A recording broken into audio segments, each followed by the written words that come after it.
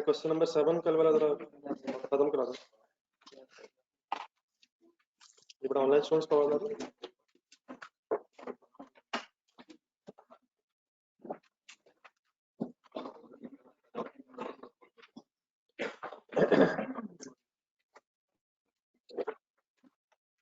पर यूनिट्स वगैरह फाइनल करा था कल। क्वेश्चन नंबर 7 पूरा कर लिया। Yes sir. प्रोसेस 1 के यूनिट्स बने 72,000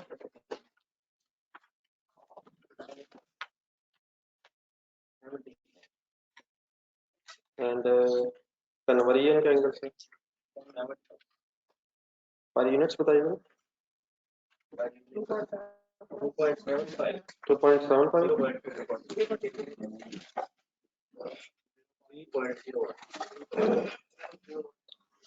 0.261 नहीं 0.26 सर।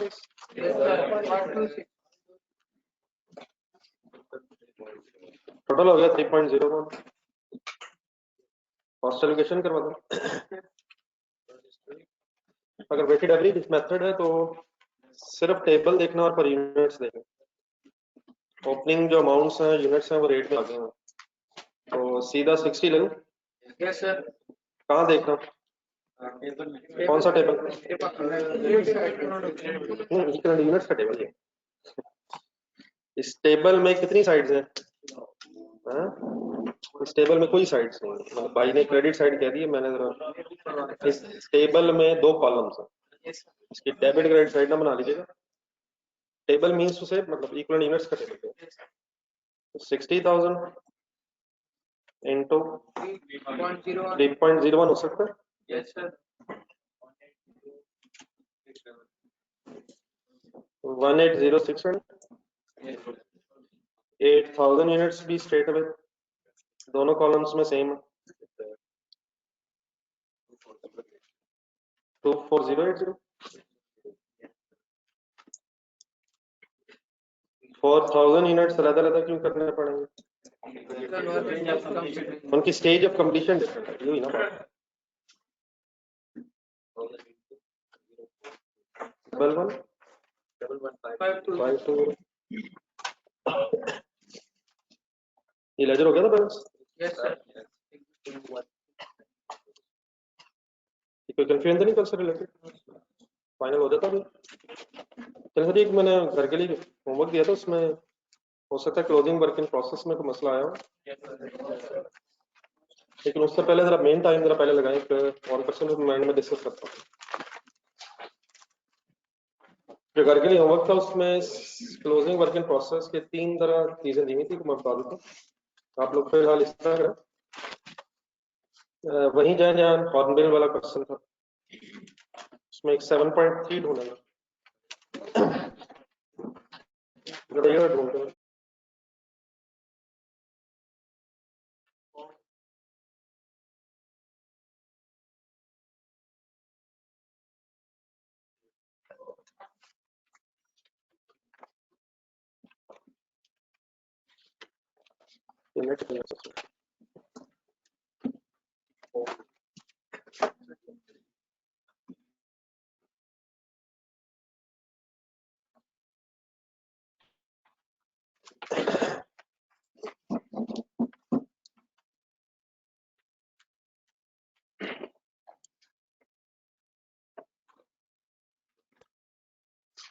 ये फाउल लिमिटेड वाला जरा पढ़ना शुरू करना जरा पढ़ो पसंद है।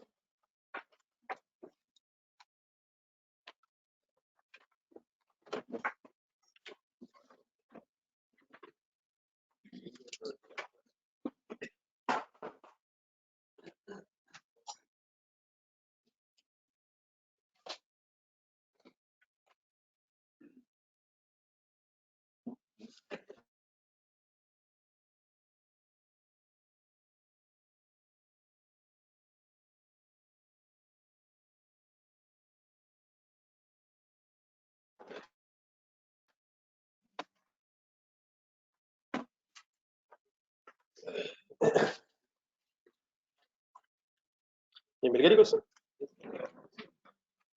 जी सर इसके बाद स्टार्ट करेंगे। कल क्या होमवर्क में कंप्लीशन डिफरेंट होते हैं कॉलम, इसमें यूनिट्स कैलकुलेट हो जाएंगे। कॉस्ट पर इक्विवेलेंट यूनिट पता पर यूनिट है। Statement of evaluation of output जो लिखा हूं ना, कॉस्ट एलोकेशन की डिवाइड है, ये साथ लिखा हूं। Evaluation of output means cost allocation. जो पर यूनिट आ जाएगा, यूनिट्स आ जाएंगे, उनकी बेसिस पे अमाउंट्स डिटरमिन करनी है, ठीक है। और फाइनली क्या बनाना, प्रोसेस अकाउंट बनाना। तो प्रोसेस अकाउंट ही सेम रख के रखी करें सारे, बाकी फिर देखते हैं। Power limited manufactures two joint products, joint by product भी बीच में आएगी। कौन कौन से प्रोडक्ट्स बने?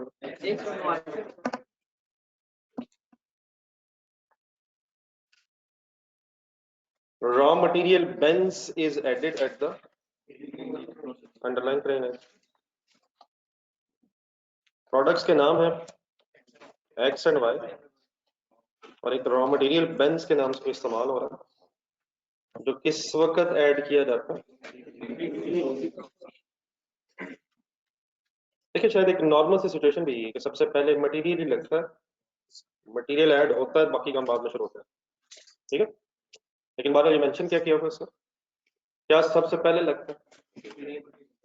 Inspection is performed when the units are 50% complete. ये जरा और एक नई चीज है,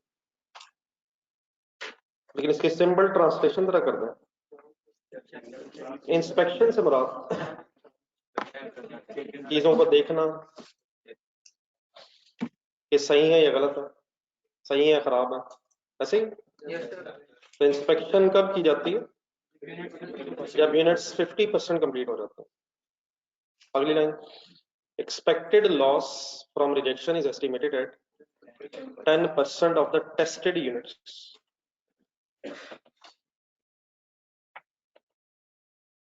इस चीज की परसेंटेज है, एक्सपेक्टेड लॉस है परसेंटेज, किसकी बेस पे है? 10% ऑफ द टेस्टेड यूनिट्स की बेस पे। क्या चीज किसका कितने परसेंट है? एक्सपेक्टेड लॉस टेस्टेड यूनिट्स का 10%।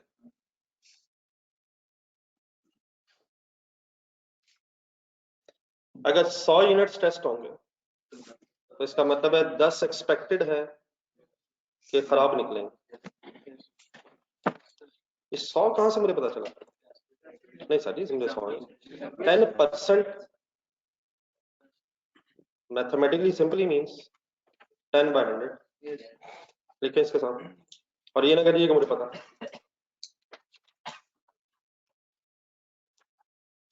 ये दरवाजा दरवाजा तो सर जी अब इसी तरह चीजें फाइनल करने वाली रहती हैं, बाकी तो अब रिपीट हो रहा है। देखिए भाई, हम पिछले क्वेश्चन अगर रिकॉल करें और मैं आपके सामने लिखूं 10% loss is expected loss is 10% of input। कभी इसका वर्ड सुने आपने? अब इससे क्या मुराद है? अरे नहीं, बैंक छोड़े, बैंक सेंस छोड़े। 10% मतलब है 10/100। तो अब बेस किसको रखा हुआ? जैसे होता था मार्कअप मार्जिन किस जमाने में, 20% ऑफ सेल्स, 10% ऑफ कॉस्ट। अगर मैं 10% ऑफ कॉस्ट कहूं तो व्हाट इज 100? कॉस्ट की बेस पे बता रहा हूं। अगर मैं कहूं 10% ऑफ सेल्स तो मैं सेल्स की बेस पे बता रहा हूं। तो 10% ऑफ इनपुट में व्हाट इज 100? अगर 100 यूनिट्स इनपुट थे तो 10 यूनिट्स आर एक्सपेक्टेड के लॉस होंगे। एक क्वेश्चन नंबर 6 किया था, अगर ढूंढ सकें एक मिनट। याहिया के नाम से लॉस के एंगल से देखो।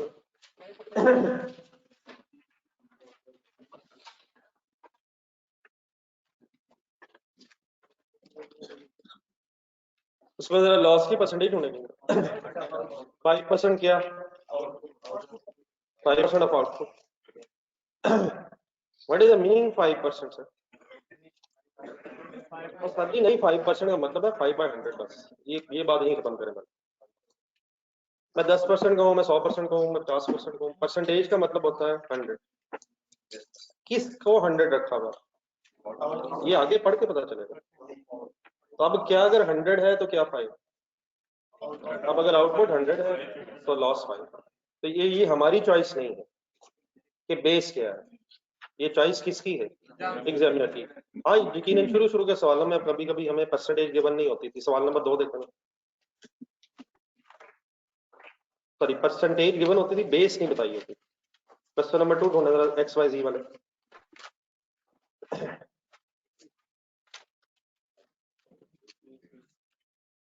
5%, 6% शायद समथिंग, 10% में भी, वो आखिरी लाइन में दिया हुआ।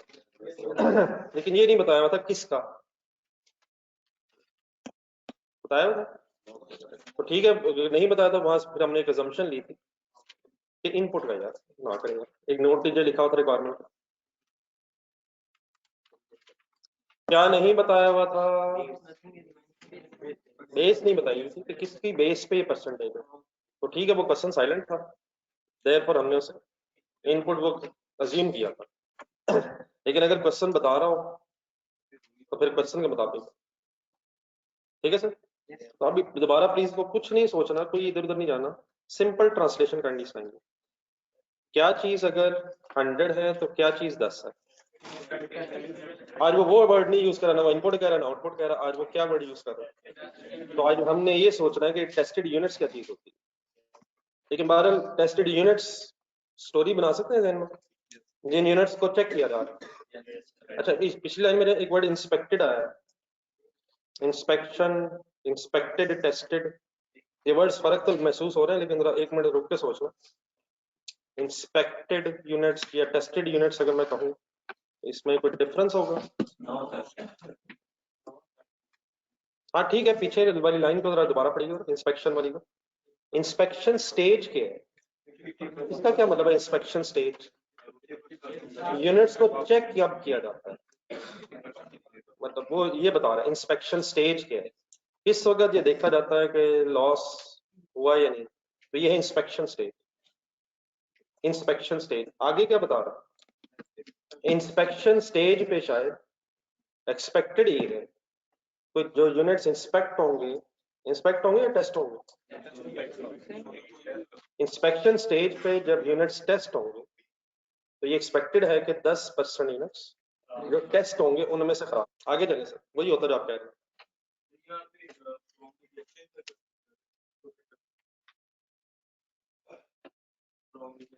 जो रिजेक्टेड यूनिट्स होंगे उसमें से expected loss from rejection, rejection में से एक्सपेक्टेड ये होगा, हो सकता है कम ज्यादा हो गया रिजेक्शन, रिजेक्टेड खराब यूनिट्स में से एक्सपेक्टेड ये है, और एक्चुअल रिजेक्शन डिफरेंट हो सकती है। ये एक्सपेक्टेड रिजेक्शन है, एक्चुअल नहीं, ये देख लेना सही तरह। Expected rejection, expected loss from rejection, rejection में से एक्सपेक्टेड ये है।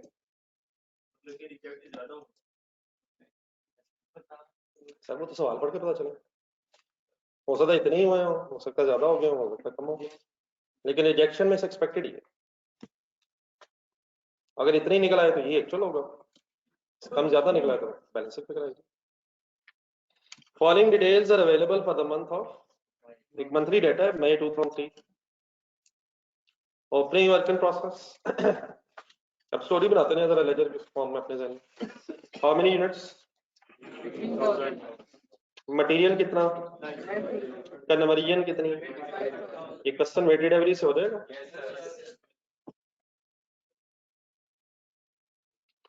क्वेश्चन वेटेड एवरेज से हो जाएगा सर। वजह किस चीज का ब्रेकअप है जी, किस चीज का ओपनिंग वर्क इन प्रोसेस की अमाउंट का ब्रेकअप अवेलेबल है with respect to cost component. आगे चलो, कॉस्ट फॉर द मंथ दी हुई मटेरियल कन्वर्जन किस साइड पे लिखेंगे लेजर में। Transfer to finish goods, product X Y, दो प्रोडक्ट्स बन रही थी। Loss due to rejection, highlight करें, ये क्या है, loss due to rejection, rejection की वजह से loss, loss due to rejection, rejection की वजह से loss. Closing work in process कितने यूनिट्स हैं? Additional information opening and closing work in process are underline 75% complete. किसके एंगल से?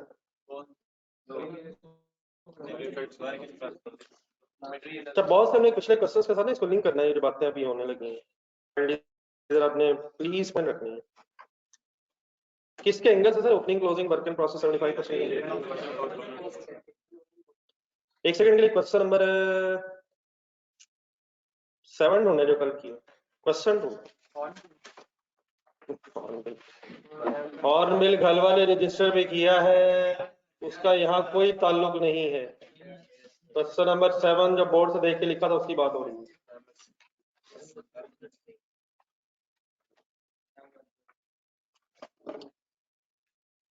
इसमें तो स्टेज ऑफ कंप्लीशन बोले नहीं, सॉरी कल नहीं परसों, सॉरी क्वेश्चन नंबर 8 वाले क्वेश्चन नंबर 8 देखते हैं।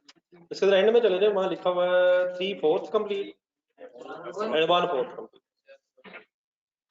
क्या मुराद ली थी हमने कंप्लीट से?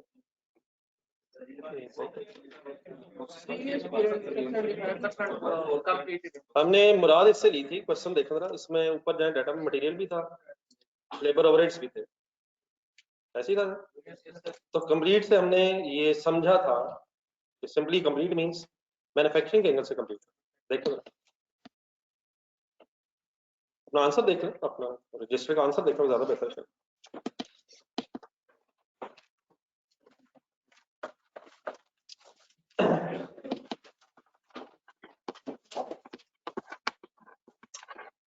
कौन सा सवाल देख रहे हैं? 8 का आंसर देखे कर।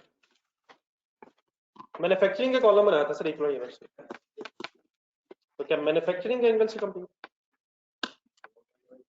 Yes sir, manufacturing 1/3 complete 3/4 complete. वो देखा यूनिट्स का ब्रेकअप हुआ नहीं? क्वेश्चन नंबर 7 देखें, इसी से ऊपर गए, उससे मटेरियल लग नहीं रहा था। सेकंड प्रोसेस था, फर्दर मटेरियल नहीं लग रहा था, तो क्वेश्चन भी देख सकेंगे। कन्वर्जन के एंगल से क्लोजिंग वर्क इन प्रोसेस का बस पता था, ओपनिंग का तो पता ही नहीं था। तो वहां क्या लिखा हुआ था? लेबर ओवरहेड्स के एंगल से। अगर सेंटेंस पे ढूंढ सके कुछ प्लीज, ऑनलाइन स्टूडेंट्स देख रहे हैं प्लीज, ऑप्शनल तो नहीं महसूस करें इस बात को।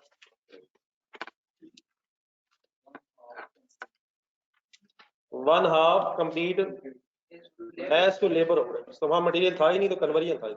लेकिन इस वक्त जो हमारा वर्ड यहाँ आ गया, ये शायद क्वेश्चन नंबर 8 से ज्यादा मिलता जुलता है, तो क्वेश्चन नंबर 8 में वापस आना। मटेरियल लग रहा था, लेबर लग रही थी, ओवरहेड्स लग रहे, उसने कहा था, उसने क्या कहा था? कंप्लीट। हमने डेफिनेटली क्या सही समझा अल्हम्दुलिल्लाह कि मैन्युफैक्चरिंग के एंगल से कंप्लीट। आप जरा एक सेकंड बोर्ड पे देखें, क्वेश्चन वही रखे सामने, जरा जो इस वक्त सवाल करें बोर्ड पे नजर आ रहा है। यहाँ वर्ड्स क्या हैं? यहाँ भी वर्ड्स क्या मिले हैं सर? कंप्लीट। ठीक है सर, यहाँ एक ऐसी चीज मिली है जो वहां नहीं थी, वो मैं दिखाता हूँ। इसके जो फर्स्ट लाइन थी सेकंड पैराग्राफ की, ये एक नई चीज है। रॉ मटेरियल कब ऐड हो जाता है? Eight the beginning of the process. तो अब 75% कंप्लीट तो ठीक है, अपनी जगह बात ठीक है, लेकिन ऊपर आए जरा वापस, ये 15,000 यूनिट्स ज़हन में रख के जरा रॉ मटेरियल वाली लाइन पढ़े। क्या रॉ मटेरियल शुरू में लग जाता है? ये कैसे पता चला? हम हमेशा शायद अज्यूम करेंगे अगर हमें इंफॉर्मेशन नहीं है कि खर्चे इवनली होते हैं। इससे क्या मतलब हुआ? खर्चे साथ साथ साथ साथ होते हैं, ऐसे ही।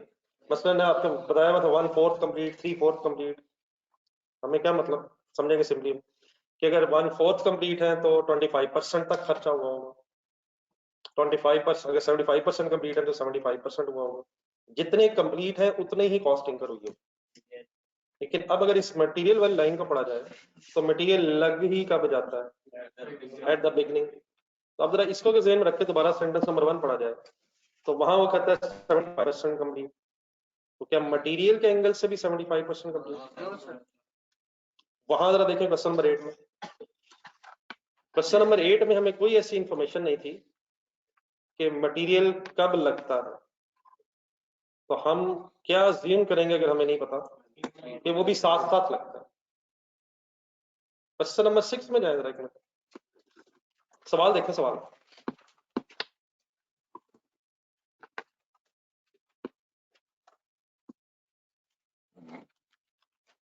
ओपनिंग वर्क इन प्रोसेस ढूंढे, उसमें कितने यूनिट्स हैं? 16 था। इसके नीचे ब्रैकेट लिखी हुई है। ये वो सवाल था जहां हमें पता नहीं था कि मटेरियल की स्टेज ऑफ कंप्लीशन के, और यहाँ सिर्फ किसकी स्टेज ऑफ कंप्लीशन उसने बताई थी। अगर ये सेंटेंस में ऐसे बोलूं 75% कंप्लीट बस, तो फिर क्वेश्चन नंबर 8 कितना हो जाएगा? 75% कंप्लीट से क्या मतलब? Material labour overheads. ये क्या कहता है 75% complete with respect to conversion, और किसका नहीं बता रहा, तो वो हमने अज्यूम किया था कि 100%। लेकिन अब दोबारा क्वेश्चन नंबर 8 में जाए, वहां हमने मटेरियल को भी 1/3 1/4 और 3/4 क्यों कंसिडर किए? What are the words, 1/4 3/4 complete with respect to conversion, with respect to what? नहीं मतलब वो गिवन नहीं है। तो क्वेश्चन नंबर 6 में और 8 में क्या फर्क है? वहां वो कन्वर्जन की परसेंटेज बता रहा है और मटेरियल के एंगल से साइलेंट है। क्वेश्चन नंबर 8 वो कंप्लीट की बात कर रहा है, ना कन्वर्जन का वर्ड यूज कर रहा है, ना मटेरियल का वर्ड यूज कर रहा है। तो हम क्या अज्यूम करेंगे? मैन्युफैक्चरिंग। क्लियर कीजिएगा प्लीज, इसमें कोई कंफ्यूजन नहीं रहनी चाहिए। 6 दोबारा देखें, मैंने क्यों कहा मटेरियल 100% है? कन्वर्जन के एंगल से उसने बता दिया, मटेरियल के एंगल से क्वेश्चन साइलेंट है। देयरफॉर मटेरियल बाय डिफॉल्ट भी अज्यूम कि 100% लग जाएगा, क्योंकि वो नॉर्मली शुरू में लगता है। अब आए जरा एक साइड बोर्ड पे देखो, यहाँ क्या लिखा नजर आ रहा है? पॉइंट नंबर 1 75% कंप्लीट अगर देखेंगे हम यहाँ तक, तो ये क्वेश्चन नंबर 8 जैसी बात है ऐसे ही। लेकिन अगर second line of the first paragraph देखें, तो वहां एक एक्स्ट्रा इन्फॉर्मेशन है जो क्वेश्चन नंबर 8 में नहीं है। क्या एक्स्ट्रा इन्फॉर्मेशन है? क्या मैं यहाँ कह सकता हूँ कि बताया गया है कि मटेरियल शुरू में ही लगता है? ये क्वेश्चन नंबर 6 से कोई डिफरेंट है? क्वेश्चन नंबर 6 देखें, क्वेश्चन नंबर 6 से कोई डिफरेंट है? यस, वर्ड्स डिफरेंट है, लेकिन शायद नेट इफेक्ट सेम हो रहा है। क्या वर्ड्स डिफरेंट है? कंप्लीट, कन्वर्जन, वर्ड्स तो फर्क है, लेकिन वहां मटेरियल के एंगल से क्वेश्चन साइलेंट था। यहाँ शायद मटेरियल के एंगल से वो बता रहा है कि वो लगता है शुरू में। यहाँ साइलेंट है मटेरियल के एंगल से, या मटेरियल के एंगल से वो बता रहा है कि शुरू में लगता है। तो अगर शुरू में लगता है तो फिर 75% ही तो लगा होगा अभी तक। तो अब काइंडली जरा बता देंगे फिर इस कंप्लीट से क्या मुराद देंगे हम इस क्वेश्चन में? नहीं वापस आए जरा, वापस आए, नहीं इस तरह नहीं आए जरा, एक सेकंड कोई बात लिख लेता हूँ, आ जाए वापस इस पे।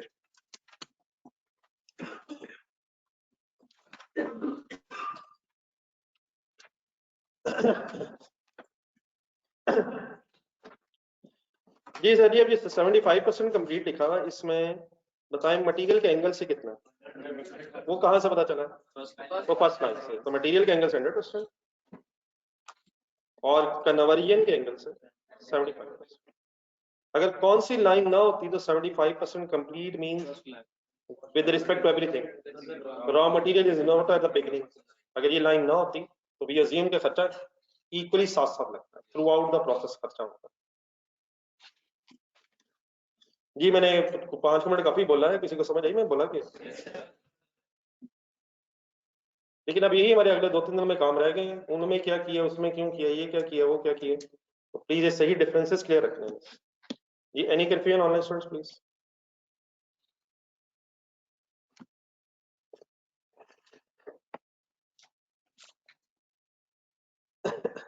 ये चले फिर आगे, आपकी तो नहीं कोई confusion? Second point sir, normal loss is sold as a scrap at the rate of normal loss की recovery value. Number 3, production cost are allocated to joint products on the basis of joint products. याद है सर? Joint products को cost allocate करने के 3 तरीके हैं। Number 1 physical quantity method, Taylor ही एक्सेप्टेड पॉइंट एनआरबी मेथड, शायद पहला वाला है, वेट ऑफ आउटपुट। तो इसका फिर क्या होना है, कुछ नहीं इंशाल्लाह होना, आराम से हो जाना, तो टेंशन ऐसे लीजिए। Company uses weighted average method. Point number 1 देखें, पॉइंट नंबर 1 दोबारा एडिशन इन्फॉर्मेशन, ये वैसे FIFO से भी हो सकता है। करना किस मेथड से सर, इनका FIFO से हो सकता है। वेटेड एवरेज से कब हो जाता है, ओपनिंग अमाउंट का ब्रेकअप हो और ओपनिंग की परसेंटेज अगर अवेलेबल हो तो FIFO से भी हो जाता है, लेकिन डेफिनेटली अगर एग्जामिनर कहे तो फिर वैसे ही होता है जैसे होना चाहिए। ठीक है, एक जरा फिगर मैंने सर्कल लगाई हुई है, ये लॉस वाली, ये बोलिए मेरे को सेटिंग सही करें इसमें, ये लॉस ड्यू टू रिजेक्शन, इसको हाईलाइट रखना जरा पर। हाँ, प्रोसेस अकाउंट बनाए, बल्कि इस अगर एग्जामिनर ने अब डी रिक्वायरमेंट के तौर पर प्रोसेस अकाउंट मांगा तो फर्स्ट 3 रिक्वायरमेंट्स के लिए एक पहले एक पूरा पेज छोड़ना आगे पीछे, 2 पेजेस में, थर्ड पेज पर।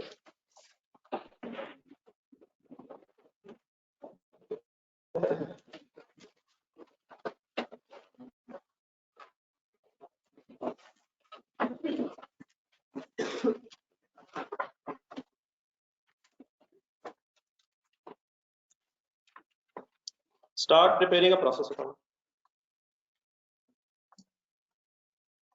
कंपनी नेम तक देखो, Pulp Limited।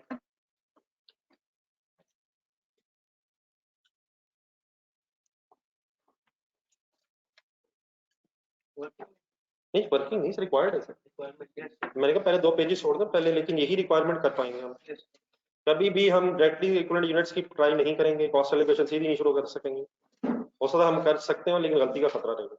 तो प्रोसेस अकाउंट चाहे वो रिक्वायर ना भी करे, वर्किंग में बनाए, और अगर एंड में रिक्वायर करे तो स्पेस डेफिनेटली छोड़ के अपने पहले रिक्वायरमेंट डी करें। ठीक है, तरतीब डेफिनेटली एग्जामिनर की फॉलो करें जो इस तरीके से वो मांग रहा है, लेकिन अगर आप महसूस करें कि हमें पहले कुछ और बनाना तो ठीक है, स्पेस छोड़ के बना लें। इक्विवेलेंट यूनिट्स का टेबल शुरू कहां से होता है, हम प्रोसेस अकाउंट की क्रेडिट साइड देख रहे होते हैं, देख ले सोचो।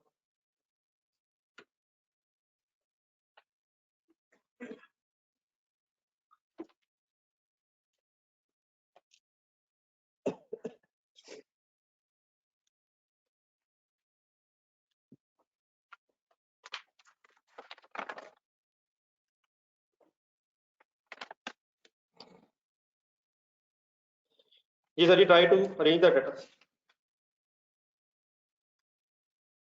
Any brought down? How many units? Amount? 90,000 लिखो या 25,000? 115। लेकिन इसका ब्रेकअप करके अपने सामने रखें।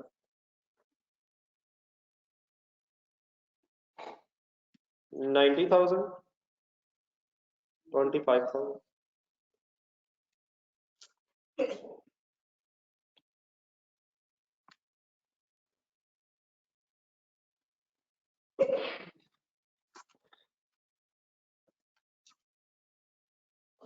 ये प्रोसेस 1 बना रहे हैं या प्रोसेस 2 बना रहे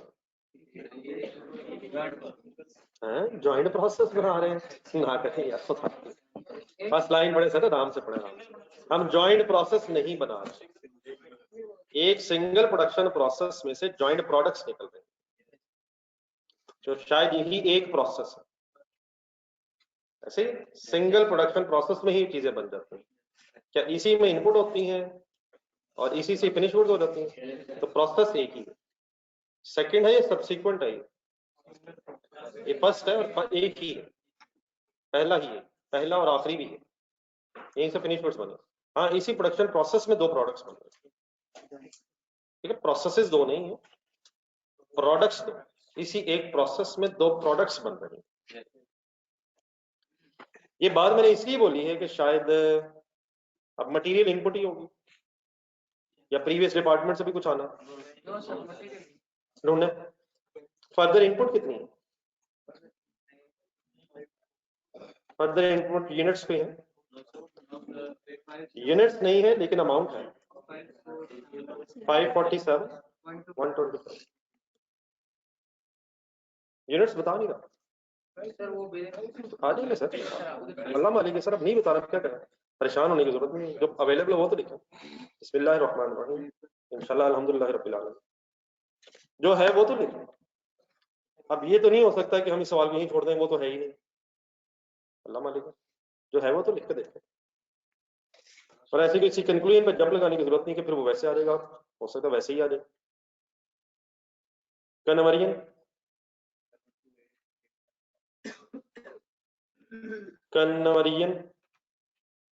इक्वल टू 8 लेबर ओवरहेड्स इकट्ठे दिए हैं उसमें,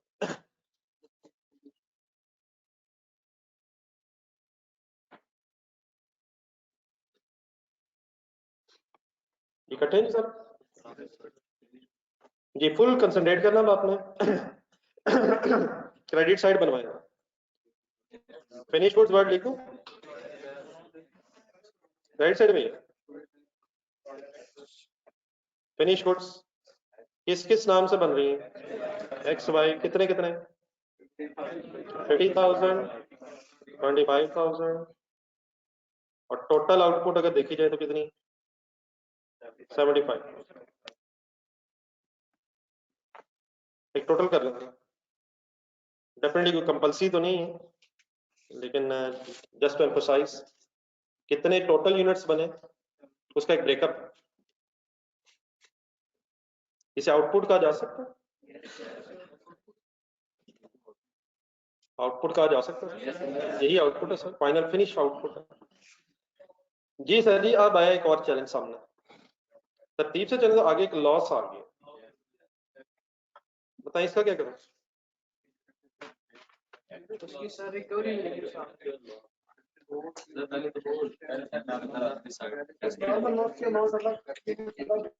ये लॉस ड्यू टू रिजेक्शन क्या है आपके ख्याल में, 12,500 क्या दिया है, ढूंढने सर जी जरा, अपने ज़हन में स्टोरी बना, ये क्या है सर, आने दें यार, क्वेश्चन नंबर 8 ढूंढने जरा यार, क्वेश्चन नंबर 8 ही ढूंढने कर देते हैं यार, नहीं से यार, question number 8, balancing units, question ना भी देखें आंसर देखें, क्वेश्चन नहीं तो आंसर, वैसे बेहतर तो ये रहेगा दोनों इकट्ठे हो, लेकिन at least answer. Please please please rule देखें, यही रिवीजन है सर, यही फाइनल चीजें हैं बस, कब क्या कब क्यों।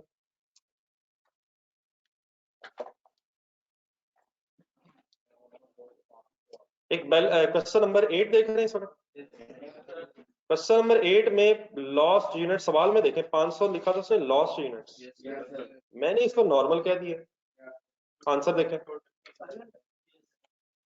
नहीं पहले देख लेना कि क्या हुआ, उसने कहा लॉस्ट यूनिट 500, मैंने इस 500 को क्या समझा, नॉर्मल लॉस, क्यों समझा, कुछ कहा था मैंने, नेचर ऑफ लॉस अवेलेबल नहीं है तो नॉर्मल है, ये कुछ मैंने ऐसे वर्ड्स बोले। क्वेश्चन नंबर 7 में जाए, वहां उसने बताया हुआ था कि ये नॉर्मल ही है, वहां उसने कहा हुआ था ये नॉर्मल ही है, उसमें अब्जॉर्ब होना है, तो उसका शायद इशू नहीं है। क्वेश्चन नंबर 8 में जाए, क्वेश्चन नंबर 8 ही ज्यादा बेहतर है। 8 में 500 क्या था, मेरे वर्ड सुने, क्या लॉस के यूनिट्स गिवन थे, लॉस के यूनिट्स गिवन थे, लेकिन क्वेश्चन नंबर 8 में बेटा परसेंटेज ऑफ नॉर्मल लॉस नहीं ढूंढना, तो परसेंटेज नहीं दी हुई थी कि कितने परसेंट नॉर्मल लॉस है, तो देयरफॉर जो एक्चुअल लॉस था मैंने अज्यूम किया है कि ये नॉर्मल ही होगा, इंफॉर्मेशन नहीं। फाउल देखें गौर से, बोर्ड से देखो, मैं बड़ा कर देता हूँ, फाउल लिमिटेड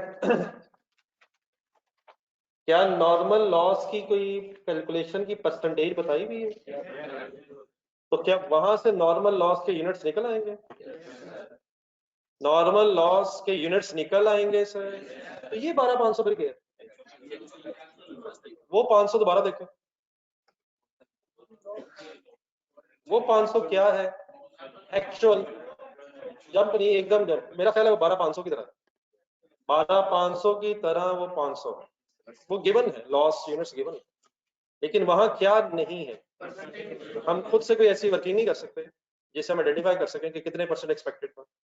देयरफॉर क्या हमने वहां अज्यूम किया कि एक्चुअल ही नॉर्मल के बराबर है, क्योंकि हम और कुछ नहीं कर सकते। यहाँ हम क्या कर सकते हैं, हमारा परसेंटेज अवेलेबल है तो हम परसेंटेज की बेस पे एक्सपेक्टेड लॉस निकाल सकते हैं, और वो एक्सपेक्टेड लॉस अगर फर्स्ट करें 12,500 के बराबर आ गया तो अपनी पूरा, असल में सेंटेंस पूरा नहीं करते उससे फायदा कुछ नहीं होता। अगर वो इसके बराबर आ गया तो what does it mean, actual expected के बराबर है। अगर वो ज्यादा आ गया तो गेन भी हो जाएगा, ज्यादा वो ज्यादा आ गया, और अगर वो कम आ गया तो अब हम इस पोजीशन में हैं कि हम एक्सपेक्टेड लॉस की वर्किंग कर सकें और देन वो एक्सपेक्टेड लॉस इसके साथ कंपेयर कर सकें, और अगर वो बराबर आ जाए तो हम क्या कह देंगे, expected is equal to actual. लेकिन अगर डिफरेंस आ जाए तो अब नॉर्मल लॉस भी आइडेंटिफाई हो सकता है और अब नॉर्मल गेन भी आइडेंटिफाई हो सकता है। एक सेकंड वापस आते आते दोबारा बता दें, मैंने 500 को पहले क्या समझा और फिर क्या ना होने से मैंने क्या समझा। वो एक्चुअल लॉस है, वो एक्चुअल लॉस है, लेकिन कोई और इंफॉर्मेशन ना होने की वजह से ये अज्यूम कि वही एक्सपेक्टेड भी होगा। आ जाए ये ऑनलाइन स्टूडेंट्स क्लियर।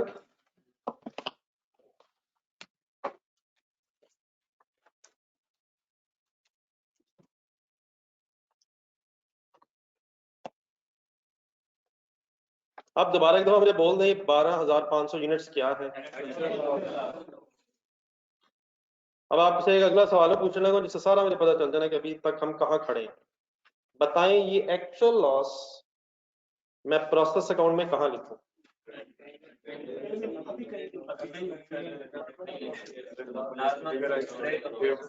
मैं ये एक्चुअल लॉस कहाँ लिखूं, अगर वो परसेंटेज ऊपर ना होती तो मैं ये एक्चुअल लॉस ऐसे अगर लिख देता तो आप इतराज तो ना करते। सर मुझे लिख तो लेने देगा, मैं एक जीरो ज्यादा लगा दूं, इतराज होता, मैं पहले लिखते थे। अगर वो ना होता, क्या ना होता, 12,500 में ऐसे लिख देता तो क्या हम क्वेश्चन नंबर 8 ही की तरह सोच रहे हैं। लेकिन मेरे वर्ड दोबारा सुने कि अभी यार इन्हें पोजीशन वाले क्वेश्चंस अभी तक किए हैं, वो रिवाइज करके फॉलो यहाँ तक दोबारा पहुंचेंगे। हमने अगर मैं कहूं कि कभी भी एक्चुअल लॉस इस प्रोसेस अकाउंट में लिखा ही नहीं है, अगर हमें नॉर्मल लॉस की परसेंटेज पता हो तो आप शायद मेरी बात से हैरान होंगे। जरा क्वेश्चन नंबर 1 से शुरू करें। पहला सवाल सिर्फ रजिस्टर चाहिए, रजिस्टर का कैस्ट्रोल से शुरू करें और जहां तक पहुंचे वहां तक आ जाए।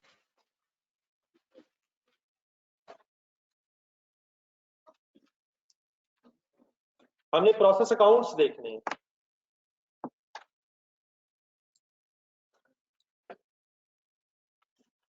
जी देख साहब ये बेटा अभी फाइनल कर लेते हैं। कैस्ट्रोल में प्रोसेस 1 देखो और पहले मेरा सवाल सुनना है, फिर जवाब देना। यकीनन कुछ चीजें आपके जहन में आ चुकी होंगी, अच्छी बात है, लेकिन प्लीज पहले क्वेश्चन। प्रोसेस 1 में एक्चुअल लॉस बताएं कितना, 700 है जो कहीं नहीं लिखा हुआ। ब्रेकअप लिखा हुआ 600 एक्सपेक्टेड था, 100 अबव एक्सपेक्टेड था, टोटल लॉस 700 था। तो 700 कहीं नहीं लिखा हुआ इकट्ठा, उसका ब्रेकअप लिखा हुआ। प्रोसेस 2 देखें। प्रोसेस 2 रजिस्टर देखा जा रहा है, कौन देखेगा। What is the actual loss, 300 कहीं नहीं है, 430 एक्सपेक्टेड था, 130 नहीं हुआ था, एबनॉर्मल गेन है। कितना एक्चुअल लॉस है, कहीं नहीं लिखा। 300 खुद बनेगा नेट ऑफ होके, एक्चुअल कहीं नहीं लिखा हुआ। जल्दी से प्रोसेस एक्स, नेक्स्ट सवाल जल्दी जल्दी। प्रोसेस एक्स देख के एक्स बाई जी एक्स देख के एक्चुअल लॉस बोल दो। एक्चुअल लॉस का ब्रेकअप बोल दे। प्रोसेस वाई में चले जाए, एक्सपेक्टेड कितना था 185, 485, एक्चुअल कितना है 300, 300 एक्चुअल इकट्ठा नहीं लिखा हुआ, ब्रेकअप लिखा हुआ। जी Process Z, actual loss I think 170, 71 and 99. थोड़ा सा बड़ा जंप लगा लें, क्वेश्चन नंबर 6 छोड़ें।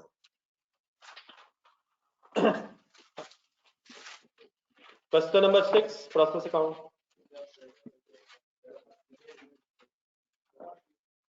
एक्चुअल लॉस 8000 का ब्रेकअप एट 3000, तो इकट्ठा नहीं लिखा हुआ, एक्चुअल ब्रेकअप लिखा हुआ। क्वेश्चन नंबर 7, कंसिडरेट कीजिएगा 7 तक।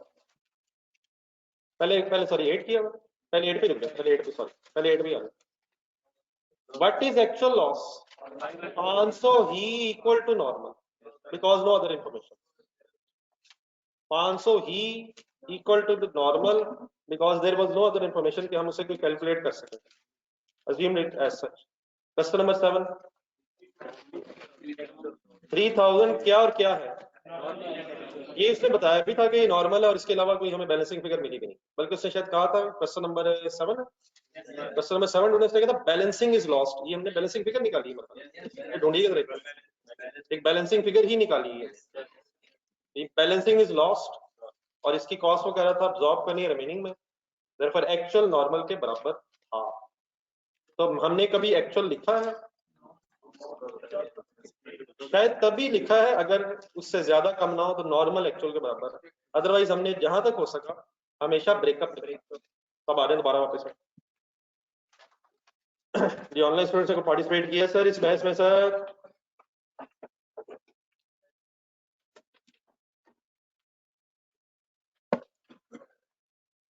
जी डियर 12500 फाइनल बता दे, फिर कहाँ लिखो? कहीं नहीं लिख सकता, अभी कहीं नहीं लिख सकता। लेकिन आपको एक चीज पता, मेरी बात बड़ी गौर से सुनिए, बोर्ड में देखना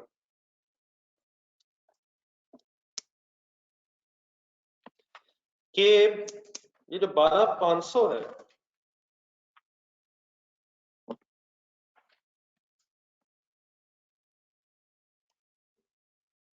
ये तो कंफर्म है ना 12500 एक्चुअल लॉस है। फर्स्ट करें फॉर सेक ऑफ डिस्कशन, बाकी तो फिगर्स इंशाल्लाह सॉल्व करते हैं। लेट्स अज्यूम एक्सपेक्टेड लॉस आ जाए 10% की बेस पे, तो 11,000। लेट्स अज्यूम को 11,000 एक्सपेक्टेड लॉस आ जाए, ये कितना? ये क्या है? तो 11,000 अगर एक्सपेक्टेड नॉर्मल लॉस है तो 1500 फिर क्या होगा? Normal loss. क्या सम यही होगा लॉस का? अगर एक्सपेक्टेड लॉस आ गया 12,500 तो अब नॉर्मल कितना होगा? अगर एक्सपेक्टेड लॉस आ गया 12,500 तो अब नॉर्मल कितना होगा? 0। नहीं, अरे नॉर्मल क्या होता है?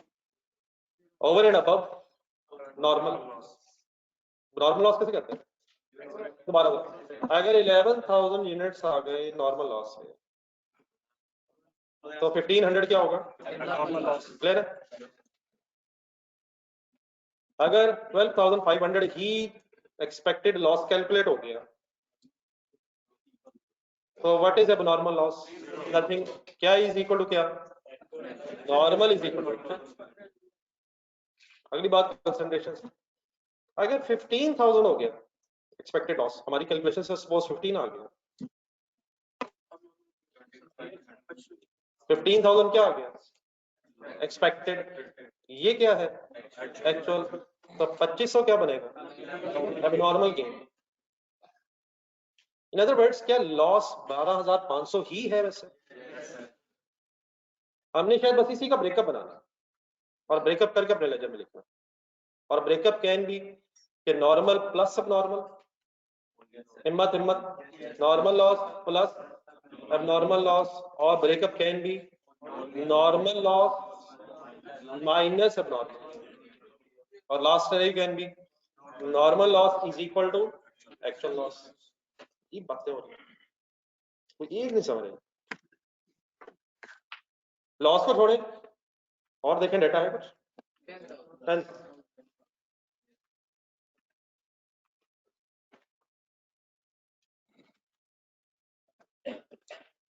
इकट्ठे हो यहाँ पे। ये 3-4 लाइनें बीच में रख दीजिएगा, लॉसेस आना।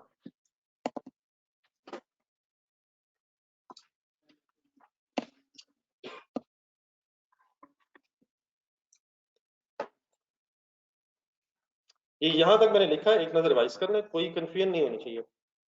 बाकी डेफिनेटली जो मैंने गेन लॉसेस की बात की है, मैं फर्दर एक्सप्लेन करता हूँ। सर अभी से स्टार्ट ये गेम बाकी।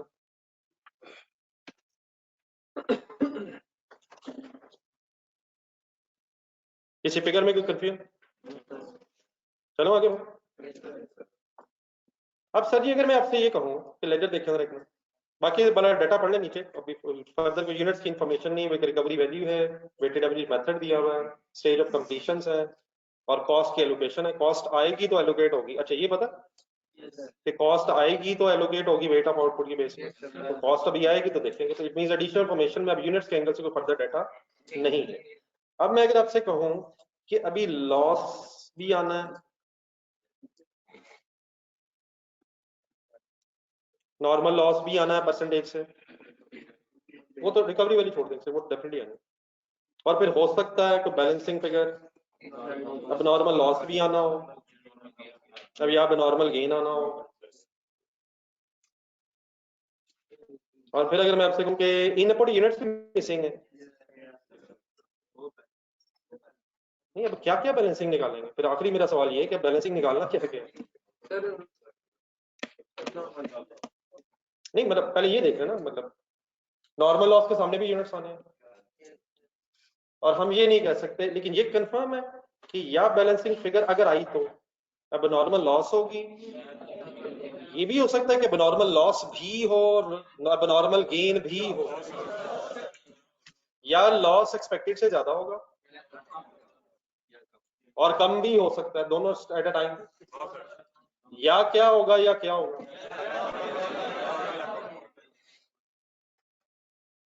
या ये होगा या वो होगा। तो इस वक्त काफी सारी फिगर्स मिसिंग है, और इनपुट भी मिसिंग है, लॉसेस भी मिसिंग है और इनपुट भी मिसिंग है। डेफिनेटली सब कुछ बैलेंसिंग तो नहीं आ सकता, ठीक है सर। पर एक प्रॉब्लम अब और क्या है, ऊपर जाए जरा फर्स्ट लाइन में, सॉरी सेकंड पैराग्राफ की सेकंड लाइन में, वो कहता है 10% ऑफ टेस्टेड यूनिट्स। अब टेस्टेड यूनिट्स क्या चीज है जिनको इंस्पेक्ट किया गया? अब अभी सिर्फ हमें ब्रॉड डाउन यूनिट्स पता है कि ड्यूरिंग द ईयर को इनपुट के यूनिट्स भी तो हो सकता है टेस्ट हो गए, तो अब हमें ये भी नहीं पता कि इन टेस्टेड यूनिट्स कितने, हो सकता है ब्रॉड डाउन भी टेस्टेड हुए हो, टेस्टेड समझ आती है, टेस्टेड चेक हुए हो। और क्या ये भी हो सकता है कि ड्यूरिंग द ईयर के कुछ यूनिट्स भी इनपुट के तौर पे आए हो और वो इंस्पेक्शन स्टेज तक आ गए हो? जरा इंस्पेक्शन स्टेज ढूंढे जरा, तो 50% कंप्लीट स्टेज पे आ गए और उनकी भी टेस्टिंग हुई हो। तो हमारे सामने अभी ये भी सिचुएशन है कि कितने यूनिट्स इनपुट है, तो टेस्टेड यूनिट्स भी अभी फाइंड आउट करना मुश्किल है, पॉसिबल नहीं है, लेकिन बहुत कुछ पॉसिबल है। और वो बहुत कुछ में सबसे इंपॉर्टेंट फिगर वही है जो हमारे सामने, ये 12,500 पे बात है। ठीक है, ये जो 12,500 यूनिट्स हैं, एक दफा फाइनल बोलने ये क्या है। अब मेरी बात जरा फुल कंसंट्रेशन सुनेगा।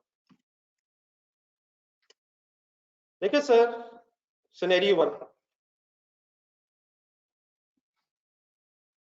For example normal loss, for example definitely working करनी है, जस्ट आपको समझाने के लिए चंद बात है, 10,000। तो क्या ये कंफर्म है कि इन दोनों का सम 12,500 ही होगा?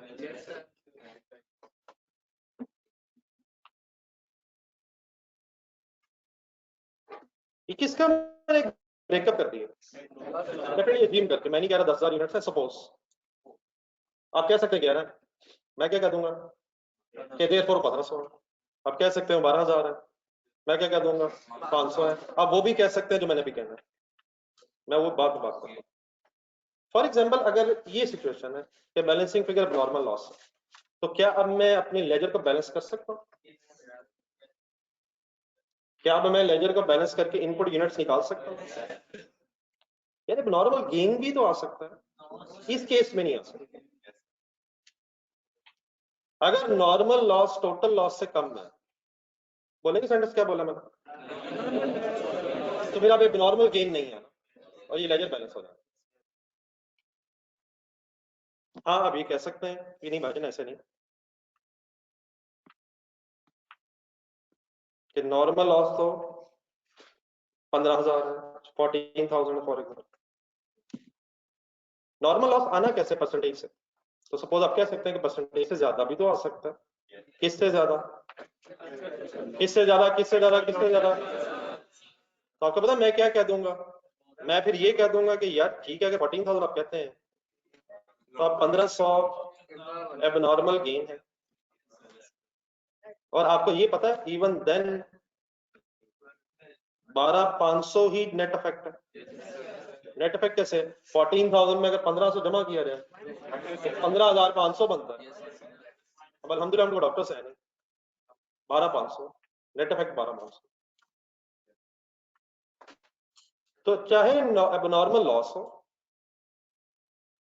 या एबनॉर्मल गेन हो, क्या 12,500 ही का क्रेडिट साइड पे इफेक्ट आना है, ये हिम्मत करें।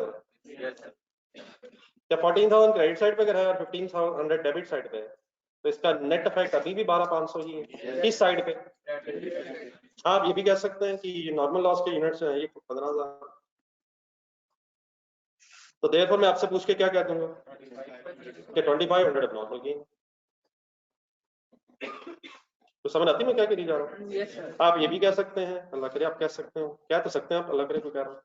आप ये भी कह सकते हैं 12,500 क्या क्या क्या क्या क्या, no no no, normal loss 12,500। और मैं क्या कह दूंगा कि देयरफॉर ना अब लॉस है, अब normal not normal. In any case अगर हम तीनों केसेस को इकट्ठा करें, नंबर 1 ये इस तरह यहीं से नंबर 1 कर लेते हैं। नंबर 1 नॉर्मल लॉस ही टोटल लॉस है, तो 12,500 यूनिट्स क्रेडिट साइड पे इफेक्ट दे रहे हैं। सेकंड सिनेरियो, अगर नॉर्मल लॉस 12,500 से कम है तो बैलेंसिंग फिगर एबनॉर्मल लॉस है, तब भी 12,500 यूनिट्स का ही टोटल इफेक्ट क्रेडिट साइड पे आना है। और लास्ट, अगर नॉर्मल लॉस 12,500 से ज्यादा है तो बैलेंसिंग फिगर ने डेबिट साइड पे आके नेट इफेक्ट 12,500 यूनिट्स ही का बनाना है। तो क्या फाइनली हम कह सकते हैं कि क्रेडिट साइड पे 12,500 यूनिट्स ही लॉस आने, नेट इफेक्ट यकीन है, लेकिन हमें 12,500 का ब्रेकअप रिक्वायर्ड है। लेकिन क्या टोटल लॉस फाइनली 12,500 ही हमारे लेजर में क्रेडिट इफेक्ट देना है उसमें। तो देयरफॉर अब हम क्या कर सकते हैं, जरा कैलकुलेटर उठाएं।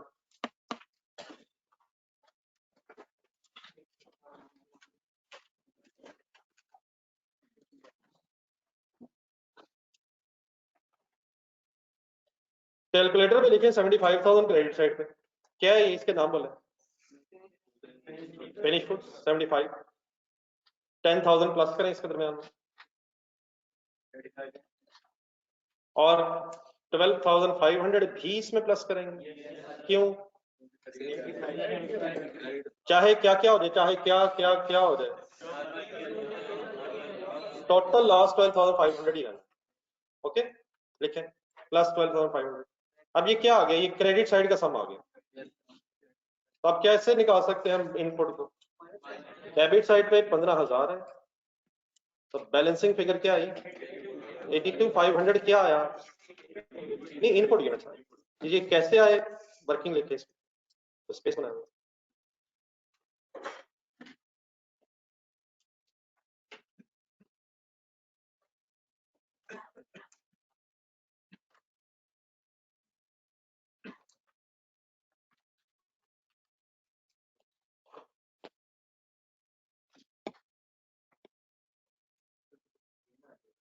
सर अगर गेन आ जाएगा तो नेट इफेक्ट 12,500 ही है।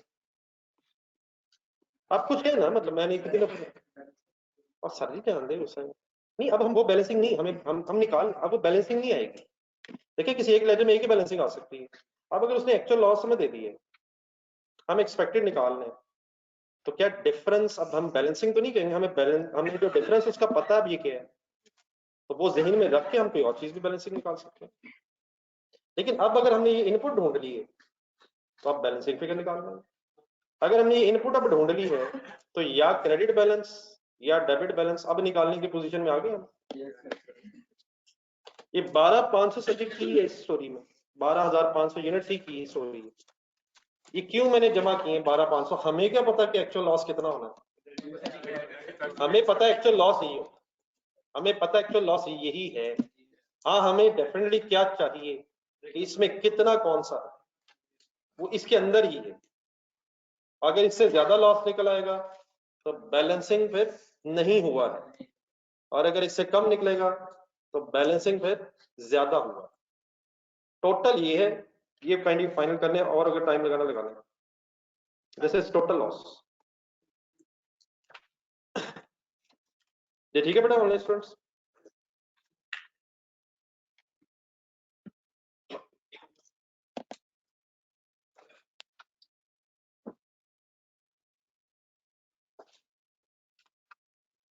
ठीक है सर।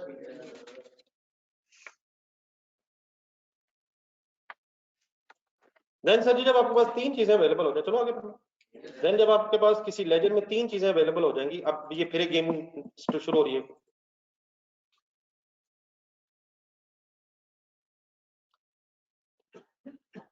ये डेफिनेटली बड़ा गेन तभी आएगा जब एक्चुअल लॉस जो है, जब एक्सपेक्टेड लॉस जो है वो ज्यादा होगा और एक्चुअल 12,500 से कम होगा। 12,500 से कम नहीं होगा, एक्सपेक्टेड से कम होगा। प्लीज ये वर्ड सही नहीं है, दोबारा एक बार रिवाइज करें सर। एबनॉर्मल लॉस किसे कहते हैं? Loss above normal loss. Expected से ज्यादा लॉस एबनॉर्मल लॉस है, और एबनॉर्मल गेन क्या चीज है? ना करें इससे, अंग्रेजी के वर्ड मेरे पता नहीं क्या समझा। एक्सपेक्टेड लॉस से अगर कम है तो एबनॉर्मल गेन है, एक्सपेक्टेड से ज्यादा है तब नॉर्मल लॉस है। Definitely reduction in normal loss है। नॉर्मल लॉस क्या चीज है? Expected reduction in expected loss. Expected से ज्यादा है तो क्या है? बल्कि एक सेकंड जल्दी शुरू कर लें। एक्सपेक्टेड क्या होता है? नॉर्मल। एक्सपेक्टेड से ज्यादा अब नॉर्मल, एक्सपेक्टेड से कम एक्चुअल से ज्यादा, एक्चुअल से कम, एक्सपेक्टेड से ज्यादा, एक्सपेक्टेड से कम। ओके जी प्लीज। देन सर जी नेक्स्ट आप जब डिस्कशन स्टार्ट होनी, दैट इज अपने क्वेश्चन की तरफ फर्स्ट टाइम पर ये प्लीज क्लियर है। एक्सपेक्टेड से ज्यादा, एक्सपेक्टेड से ज्यादा नॉर्मल लॉस, एक्सपेक्टेड से कम अब नॉर्मल गेन। अब सर जी जब ऊपर जाएंगे आप तो एक्सपेक्टेड लॉस की परसेंटेज दी हुई है सवाल में, काफी उसकी बहस होती रही है, लेकिन अब आए उसको कंक्लूड करेंगे। क्या लिखा हुआ है? 10% of tested units. Tested units अगर आपने निकालने हो, अब देखिए ये वर्ड्स प्लीज वो नहीं, इनपुट नहीं है, आउटपुट नहीं है, ये नया वर्ड है। तो मैं अपने क्या चीज एक्सप्लेन करने लगा कि अगर हमें टेस्टेड यूनिट्स कैलकुलेट करने हो तो वी नीड ओनली 3 थिंग्स, और वो भी लॉजिकली देखें जरा। लेजर में यूनिट्स देखें ब्रॉट डाउन, कितने यूनिट्स बन रहे थे? 15,000। कितने यूनिट्स पे काम और शुरू किया? इनपुट चाहिए होती है, और देन फिर सीडी चाहिए होता है। कितने यूनिट्स अभी भी बन रहे हैं? 10,000। इस लेजर के नीचे आ जाए और एक कैलकुलेशन सीखें। Calculation of tested units. अब लेजर के लिए स्पेस रख लीजिएगा आपको। Calculation of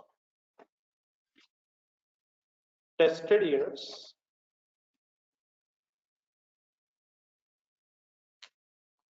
for the purpose of normal loss.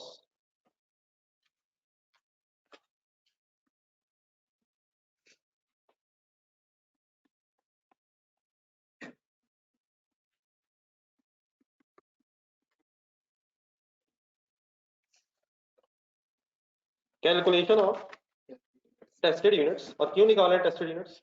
Normal loss से लिंक किया हुआ। क्या लाइन लिखी हुई है? 10% of tested units. Expect losses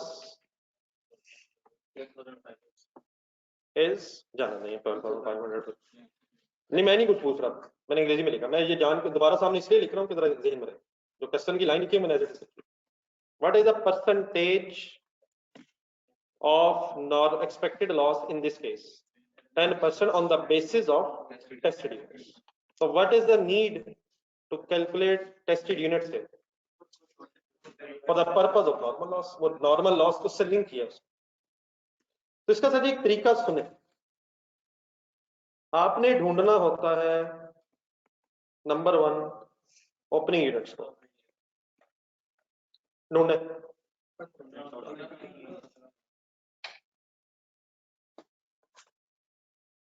15,000। मेरा ख्याल है कि थोड़ा सा जरा पहले समझ ले बात को, मैंने थोड़ा सा और एक्सप्लेन करना, फिर आप देख लीजिए कहाँ लिखना। अब मुझे अपनी इन 15,000 यूनिट्स की स्टेज ऑफ कंप्लीशन बतानी है। नहीं सर, थोड़ी सी हिम्मत और भी करनी है। मटेरियल के एंगल से ये 100% है, 100% मटेरियल, एम लगा रहा हूं material, 100% material and 75% conversion cost, ये एब्रीविएशन बना रहा हूं। लेकिन क्या ये 100% मटेरियल और 75% कन्वर्जन इन पे पिछले पीरियड में लग चुकी है? अगली लाइन में नहीं, फिर आपने ढूंढना है इनपुट को, input units 82.5। Okay okay sir, input units की मुझे स्टेज ऑफ कंप्लीशन बताएं। जाने देंगे यार, जाने देंगे। इनपुट यूनिट्स की stage of completion, input units की स्टेज ऑफ कंप्लीशन 0 होगी जब इन्हें शुरू किया होगा। हाँ, जब काम करेंगे तो आउटपुट बनेगी, क्लोजिंग बनेगा। इनपुट से मुराद किस लम्हे पे ये इनपुट है? इनपुट, और जैसे काम शुरू हो जाएगा तो फिर तो इनपुट नहीं है। तो इनपुट यूनिट्स की स्टेज ऑफ कंप्लीशन बताएं। इनपुट यूनिट्स कहां से आए हैं? पता है आपको? पता है ये रॉ मटेरियल स्टोर रूम से है। क्या इन पे अभी काम शुरू होना है? तो शुरू होगा, कुछ आउटपुट बन जाएंगे, कुछ सीडी बन जाएंगे, हो सकता है कुछ लॉस हो जाए। तो इनकी ऐसा कोई स्टेज ऑफ कंप्लीशन इस लम्हे नहीं है। यह है इन पे काम भी शुरू होना है। ये कहां से आए हैं? हाँ, ड्यूरिंग द ईयर डेफिनेटली कुछ पे काम हुआ होगा, इस पे सारा भी हो गया होगा, हो सकता है इनमें से कुछ आउटपुट बन गई हो, बल्कि हो क्या सकता है, देख लेते हैं व्हाट्सएप। ब्रॉडबैंड यूनिट्स देखें, ब्रॉडबैंड यूनिट्स कितने थे, आउटपुट कितनी है? आउटपुट 10,000 है। क्या कुछ यूनिट्स इनपुट से भी बने हैं? और सबसे पहले ओपनिंग ही बने होंगे। चाहे किसी प्रोडक्शन मैनेजर को वेटेड एवरेज FIFO का पता हो या ना पता हो, वो सबसे पहले किसे कंप्लीट करेगा? ब्रॉडबैंड यूनिट्स को कंप्लीट करेगा। तो यकीनन इनपुट से भी कुछ बने हैं, लेकिन सर जो बन गए अब उनको इनपुट नहीं कहेंगे, या उन्हें आउटपुट कहेंगे, या वर्क इन प्रोसेस में। तो what will be the stage of completion of input units?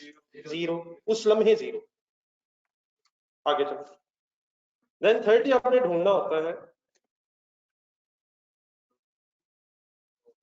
Input units की वैल्यू। सवाल में दी हुई है साहब क्वेश्चन में क्यों बनेगा? मटेरियल आया था तो मटेरियल, ये मटेरियल में फिर काम शुरू हुआ, तो इनपुट यूनिट्स की, यूनिट्स में मटेरियल जो आया था उसी की वैल्यू। प्रोसेस ऑफ ढूंढने सवाल का ठीक ठाक मायूसी से ढूंढा आपने। इन 10,000 यूनिट्स ये क्लोजिंग वर्क इन प्रोसेस के यूनिट्स है। इनकी स्टेज ऑफ कंप्लीशन क्या है? 100% मटेरियल का कहां से पता चल रहा है हमें? मटेरियल शुरू में लग जाता है, लेकिन कन्वर्जन के एंगल से ये भी 75% है। लेकिन क्या ये 75% हमारे पीरियड में इंकर हुआ होगा? वो 75% का इंकर हुआ होगा? क्या उन पे रिमेनिंग 25% हमारे पीरियड में इंकर हुआ होगा?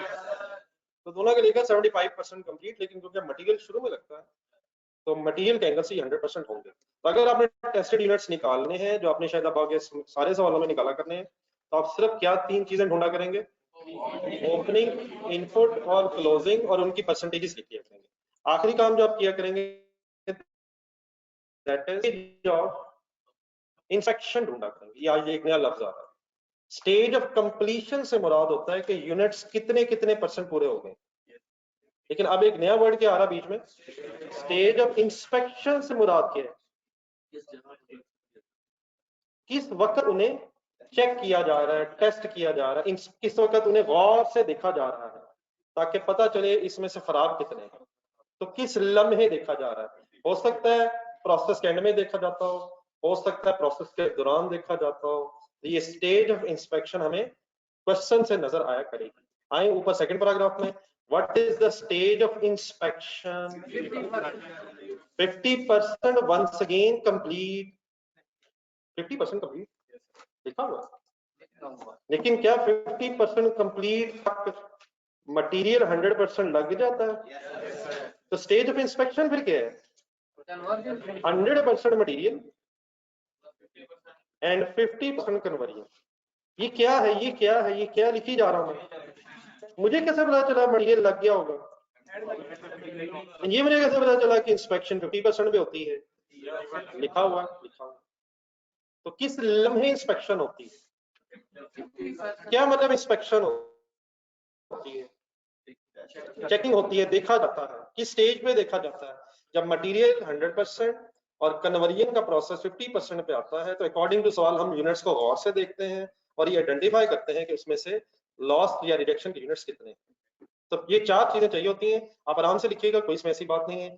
क्या 4 चीजें जरा बोल दे रखे?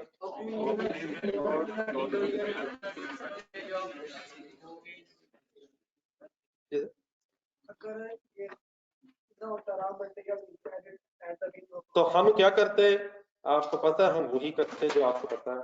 हम करते हैं 75% मैन्युफैक्चरिंग, हम लिखते हैं 75% मैन्युफैक्चरिंग, और आपको पता है मैं स्टेज ऑफ इंस्पेक्शन से लिखता 50% मैन्युफैक्चरिंग। हमें नहीं पता मटेरियल कब लगता है, और वो वर्ड लगा दे कंप्लीट, हम कहेंगे मटेरियल 7 साल लगता है। लेकिन अगर वो वर्ड लगाए क्वेश्चन नंबर 6 50% कन्वर्जन और मटेरियल का नाम बताए, तो हम अज्यूम कर लेंगे 100%। तो ये ना करें। अगर वो ये करता, इंशाल्लाह वही करते। अगर वो ये कर रहा है तो क्या इस वक्त ठीक हो रहा है?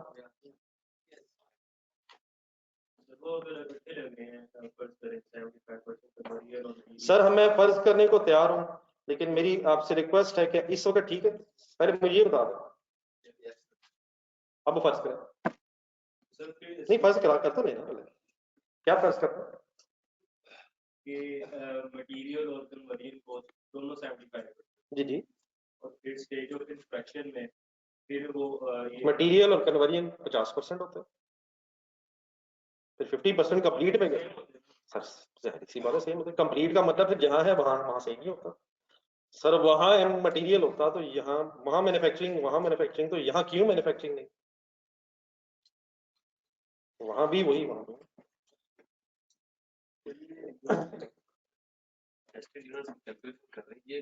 नहीं। वो तो भी मैंने बता नहीं कैसे करनी है। मैंने भी यहाँ ये नहीं बताया आपको। मैंने आपको बताया कि टेस्टेड यूनिट्स आपने वर्किंग करनी तो ये 4 चीजें सामने रखना है, और फिर कैसे वर्किंग करेंगे बताता हूँ। मैंने अभी ये नहीं बताया कि इसमें से टेस्टेड यूनिट्स कैसे निकलेंगे। मैंने सिर्फ क्या रिक्वेस्ट की आपसे कि अगर टेस्टेड यूनिट्स निकालने हो तो ये 4 चीजें रिक्वायर्ड है। उसकी वजह क्या है? हमारे प्रोडक्शन प्रोसेस में 15,000 यूनिट्स बन रहे थे, हमने 82,500 यूनिट्स और इनपुट किए हैं। यही टोटल यूनिट्स हैं जो हमारे इस प्रोडक्शन प्रोसेस में बन रहे थे। सोच लें, अब इनमें से कुछ यूनिट्स एंड में है जो इन प्रोसेस है, बाकी तो या बने हैं या लॉस हुए। तब देखना सिर्फ ये है कि कौन कौन से यूनिट्स टेस्टेड स्टेज पे पहुंचे हैं, और जो जो इंस्पेक्शन स्टेज पे पहुंचे होंगे उन्हीं की इंस्पेक्शन होगी, उन्हीं में से लॉस आइडेंटिफाई होगा। तो ये मुझे जरा 2 मिनट देना। ये 4 चीजें सामने हमने रखनी है। अब मैं क्या करने लगा हूं, अब मैं आपसे डिस्कस ये करने लगा हूं कि इंस्पेक्शन के यूनिट्स कैसे निकल सकते हैं। तो आए लॉजिकली सोचते हैं तरीका क्या है।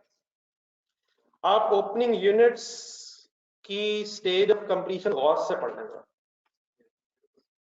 100% मटेरियल और 75% कन्वर्जन।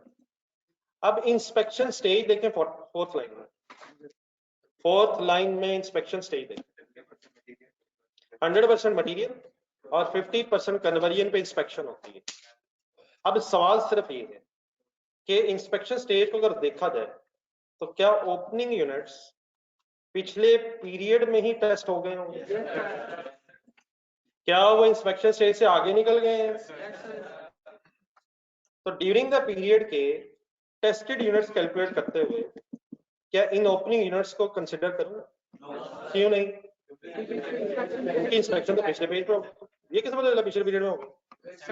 क्या देखा जा रहा है? इंस्पेक्शन स्टेज क्या है? 50%। वो किधर खड़े थे? तो क्या उसमें से इंस्पेक्शन हो चुकी थी? तो क्या मुझे इंस्पेक्टेड टेस्टेड यूनिट्स निकालते हुए ओपनिंग के 15,000 यूनिट्स कंसिडर करने चाहिए? क्यों नहीं? कब कंसिडर किए गए होंगे? हमारे पीरियड में ये टेस्ट नहीं। इट मींस हमारी इस गेम से ओपनिंग आई। इट मींस हमारी इस वर्किंग को करते हुए टेस्टेड यूनिट्स आइडेंटिफाई करते हुए ब्रॉड डाउन यूनिट्स उठाने की कोई सेंस नहीं है। अब आप फिर वो कहेंगे अगर वो हो जाता तो इंशाल्लाह वो हो जाना, ये हो गया तो वो भी हो जाना, अगर ये वहां होते तो मैंने कर देना अभी। लेकिन अकॉर्डिंग क्वेश्चन राइट मिनट के लिए 2 मिनट बात पूरी कर लूंगा। अब आगे आइए इनपुट पे। इनपुट क्या होती है? जिस पे काम शुरू किया गया होता है। इनपुट को आपने फिर कंपेयर करना है पहले क्लोजिंग से। क्या ये भी क्लियर है? लेजर देख लें कि जो क्लोजिंग यूनिट्स हैं वो इनपुट से बचे। देखें लेजर ओपनिंग किधर गए? तो फाइनल अब क्या देखना है आपने? इनपुट यूनिट्स को फाइनल करने से पहले क्लोजिंग। क्या इनपुट में से ही क्लोजिंग यूनिट्स बचे हैं? अब क्लोजिंग की स्टेज ऑफ कंप्लीशन देखें, 175%। इसको इंस्पेक्शन स्टेज के साथ कंपेयर करें। क्या क्लोजिंग वर्क इन प्रोसेस भी इंस्पेक्ट हो गया है? तो ये भी तो पिछले पीरियड में इंस्पेक्ट हुआ होगा। तो अगर बेटा क्लोजिंग भी इंस्पेक्ट हो गया और क्लोजिंग बचा इनपुट से एटलीस्ट या ओपनिंग से बच गया, क्या ये क्लोजिंग इस पीरियड में टेस्ट हो गया होगा? कैसे पता चला? मैं इंस्पेक्शन होती है 50% पे कन्वर्जन पे और वो पहुंचे हुए 75 पे। तो अगर क्लोजिंग की भी इंस्पेक्शन हो गई है तो क्या मैं फाइनली कह सकता हूं कि सारी ही इनपुट इस पीरियड में इंस्पेक्ट हो गई है? इनपुट में से बचे कितने हैं जो इन प्रोसेस है? 10,000। क्या अगर क्लोजिंग वाले 10,000 भी इंस्पेक्ट हो गए हैं तो क्या सारी इनपुट ही इंस्पेक्शन स्टेज से ड्यूरिंग द पीरियड आगे निकल चुकी है? फर्ज करें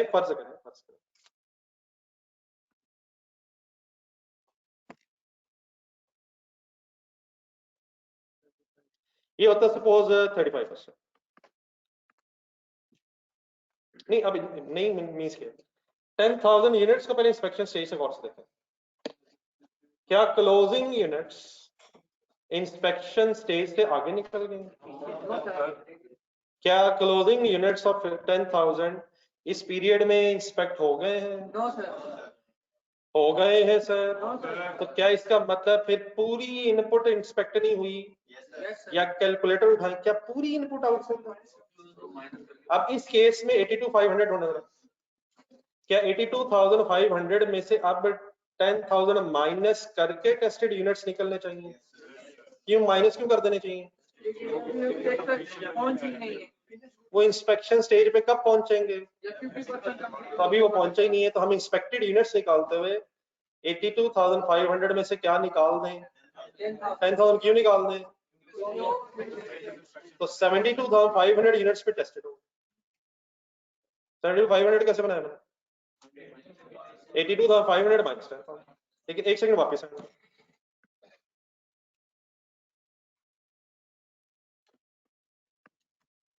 कंसंट्रेट सभी कंसंट्रेट जी। क्लोजिंग यूनिट्स कितने स्टेज पे हैं? 100% and 75%। Back to regional question. Inspection stage पे है।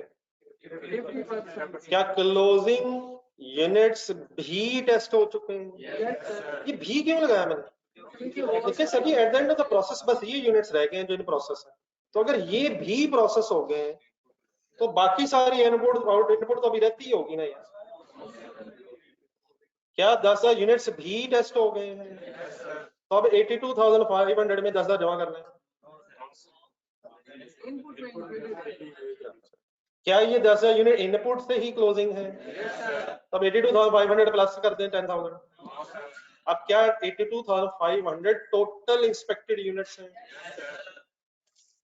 लेकिन एक मिनट, कुछ क्लियर? इस केस में finally 82,500 it mean in other words सारी इनपुट ही टेस्टेड यूनिट्स में आ रही है। लेकिन क्या हमेशा ऐसे ही होगा? एक मिनट जंप, छोटा सा सिनेरियो चेंज करें, ओपनिंग को ले लें 40%, आराम से। और ये ना कहिएगा ये भी लिख लें वो भी लिख लें, यही लिखना है आप अगले सवाल में, यही होना बस इंशाल्लाह, आराम से आ जाएगा। ओपनिंग और से देखें 100 मटेरियल 40% कन्वर्जन, ये है स्टेज ऑफ कंप्लीशन। अब आ जाए इंस्पेक्शन स्टेज पे, वो देखें क्या ओपनिंग पिछले पीरियड में इंस्पेक्ट हुए होंगे? क्यों नहीं? वो इंस्पेक्शन स्टेज से पीछे थे, तो क्या वो भी हमारे पीरियड में इंस्पेक्ट हुए होंगे? सबसे पहले तो वही हुए होंगे। तो क्या अब मुझे टेस्टेड यूनिट्स कैलकुलेट करते हुए ओपनिंग के 15,000 यूनिट्स कंसीडर करने हैं? एक मिनट एक लगा लिए मैंने, करने हैं। अब है 82,000 पे, 82,500, लेकिन इनपुट का डिसीजन कैसे होना है?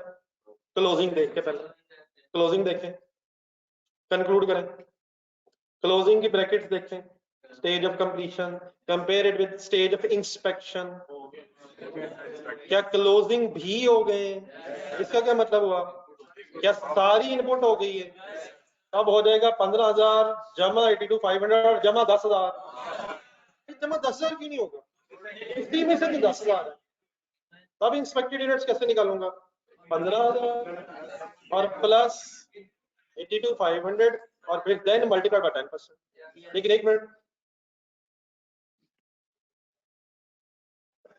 अगर ये हो जाए क्या ओपनिंग इंस्पेक्टेड यूनिट्स में लूंगा? क्यों? नॉट टेस्टेड लास्ट पीरियड, पीछे थे वो टेस्टेड स्टेज से, इंस्पेक्शन स्टेज से पीछे थे। क्लोजिंग देखें, क्या क्लोजिंग वाज इंस्पेक्टेड या नॉट एक्सपेक्टेड? क्या करूं अब आप बोले? नहीं, पूरा 15,000 लूंगा, 15,000 लूंगा, 82,500 लूंगा, लेकिन माइनस 10,000 कर, बात समझ आती है sir? Back to original question, फिलहाल ये जो बाकी बातें हुई हैं इंशाल्लाह अगले सवालों में होती रहेंगी। Back to the original question, final करना कर लेते हैं। 50 होता तो 50 पे ही हो जाना था, 49.99 होता। अब एक मिनट, ये क्वेश्चन का था कि मैं यहाँ से घर से दे दूँ, मैं ये वर्किंग पूरी कर दूँ, घर से दे दूँ। टेस्टेड यूनिट्स बताएंगे फाइनली स्टोर के लिए।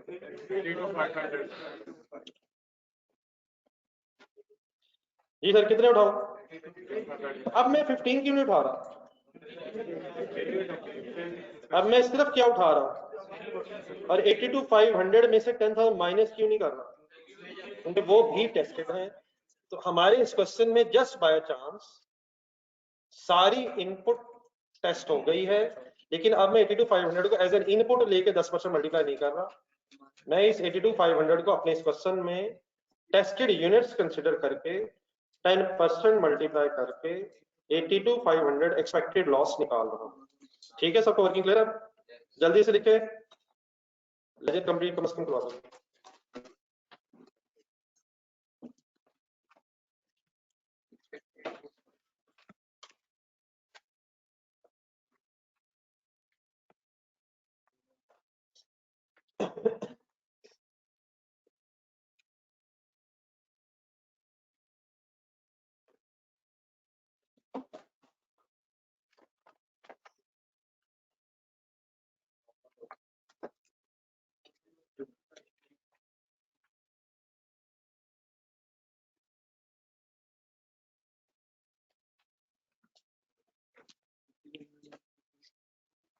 जी समझ आपकी अपनी ख्वाहिश बड़ा हो सकती है, लेकिन 75% अगर उनकी कन्वर्जन हो गई है तो 50% पे इंस्पेक्शन होती थी, तो इसकी इंस्पेक्शन हो चुकी है।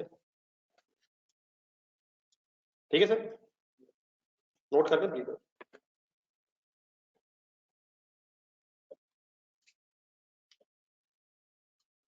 ये बेटा डेफिनेटली बैलेंसिंग फिगर कोई आएगी तो देख लेते हैं।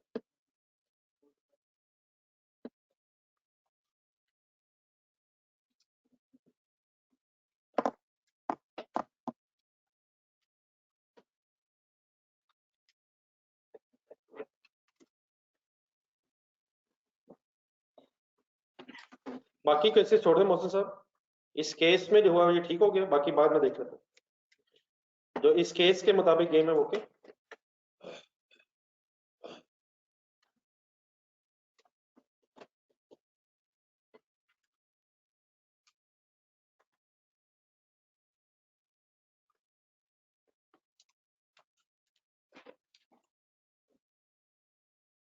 ये तलाश साहब इंशाल्लाह कल जब बेटा टाइम पे आएंगे तो सबको पता चल जाएगा। ये तो जी सर, 50% कंप्लीट के अंदर आया क्या ये, नहीं 50%? हाँ जी, इंस्पेक्शन से तो इसका मतलब मटेरियल सर मटेरियल तो शुरू में लगता है इसलिए वो 100%। अगर आपके यूनिट्स 50% पे आ गए हैं और मटेरियल शुरू में लगता है तो क्या मटेरियल 100% लग गया होगा इवन आप 50% स्टेज पे होंगे? तो मटेरियल को 100 क्यों ले जा रहा हूँ? क्योंकि वो शुरू में लगता है, वो चाहे ओपनिंग वर्क इन प्रोसेस हो, क्लोजिंग हो, और अगर इंस्पेक्शन 10% स्टेज पे होती तब भी मटेरियल 100% क्यों? वो शुरू में लगता है। ठीक है जी, गाड़ी जरा ये जो फाइनल पे बड़ा फिगर है ना, बस इसको कंप्लीट करना है। अब बताएं नॉर्मल लॉस कितने यूनिट्स देखो सर? 8 to 5 और अब आप काइंडली फाइनल कर लें। तो बैलेंसिंग फिगर अब भी निकल सकती है और 12,500 का डिफरेंस भी आप ले सकते हैं। अब नॉर्मल लॉस आ रहा है या अब नॉर्मल गेन आ रहा है? अब नॉर्मल गेन आ रहा है, लॉस आ रहा है?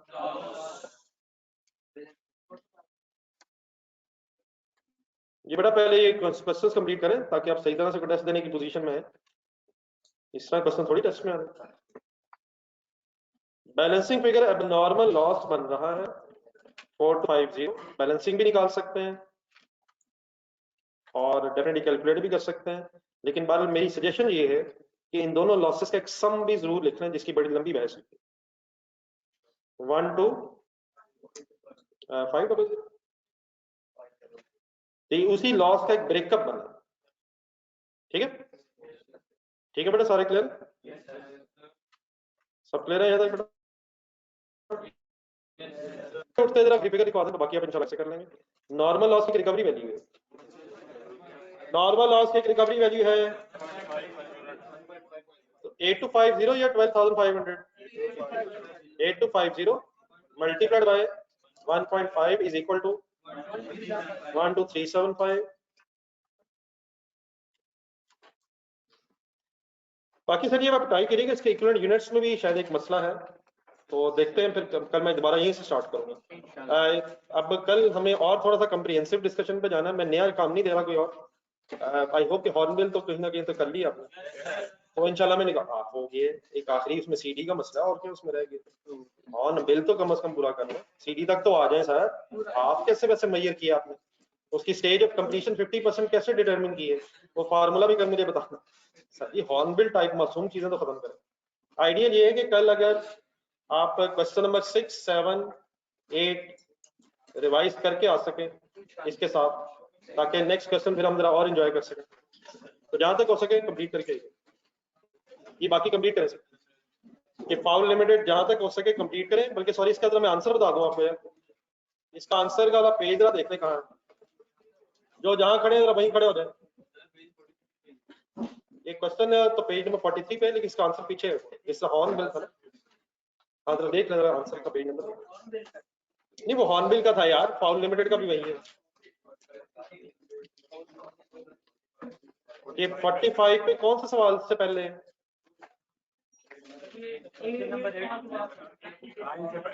क्वेश्चन नंबर 9 से पहले ना फाउल लिमिटेड का आंसर बना हुआ है, तो इसमें एक इश्यू तो है। देखते हैं फिर कल इंशाल्लाह बहस करेंगे उसमें। अल्लाह हाफिज। पेज नंबर 45 है शायद क्वेश्चन नंबर 9 से पहले।